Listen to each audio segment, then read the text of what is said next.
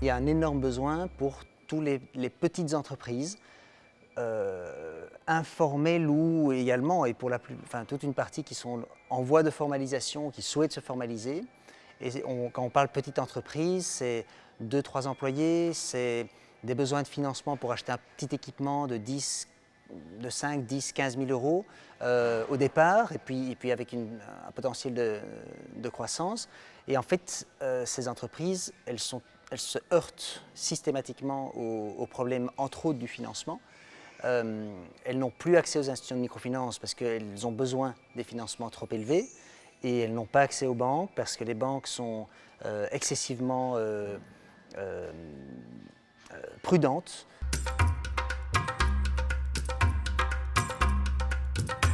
En matière d'impact, quand on parle création de petites entreprises, bon, c'est déjà création d'une dynamique économique,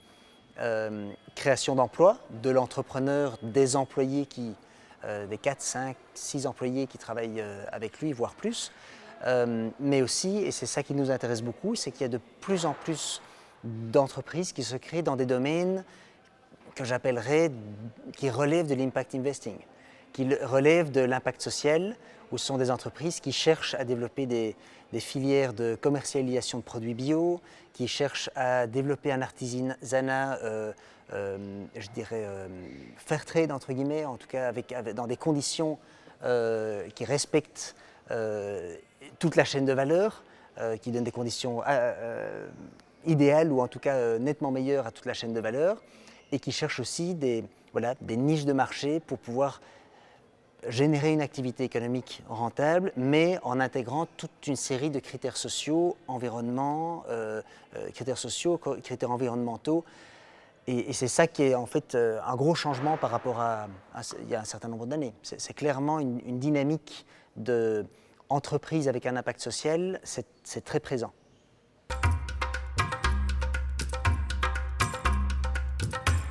Quand on parle d'incubateurs dans ce pays, dans cette région, et pour la plupart des incubateurs que nous rencontrons et que nous cherchons, sont des incubateurs qui cherchent en fait à encadrer des entrepreneurs. Ils intègrent une dimension impact social, environnement, mais ils intègrent, je dirais, certaines technologies, l'utilisation de technologies, mais ce sont j'appelle moi ça des incubateurs de masse. Ils cherchent en fait à encadrer des entrepreneurs. Et ça, c'est assez nouveau dans l'écosystème, et c'est vraiment quelque chose que ADA cherche à creuser, en tout cas, sur le potentiel d'appui de ces structures, parce que ça représente des partenaires potentiels pour ADA, qui permettent donc à ADA de rester à Luxembourg, mais d'appuyer des partenaires sur le terrain, avec un vrai ancrage local, qui connaissent le secteur, qui connaissent l'environnement, et qui peuvent alors, non seulement il y a un impact au niveau des entrepreneurs qu'ils appuient, mais l'appui de ADA permet aussi de renforcer ces incubateurs et d'en faire des acteurs forts au niveau de l'écosystème de la création d'entreprises.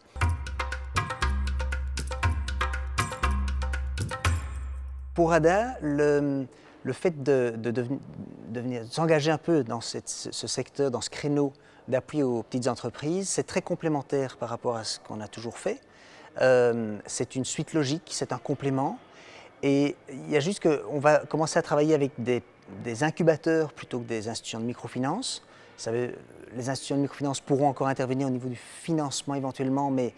avec certaines limites. Les incubateurs sont mieux armés pour encadrer vraiment une petite entreprise et les aider à mobiliser des financements qui sont des financements qui vont bien au-delà des financements de la microfinance.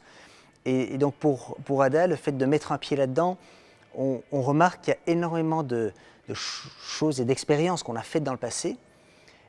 et en fait qu'on peut répliquer, qu'on peut refaire avec ces nouveaux acteurs, et qui va avoir un impact sur l'ensemble de l'écosystème. Par exemple,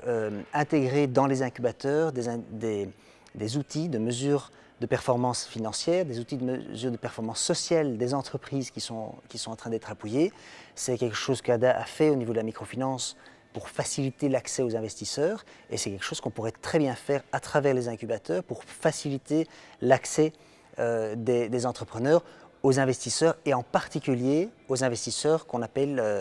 investisseurs d'impact.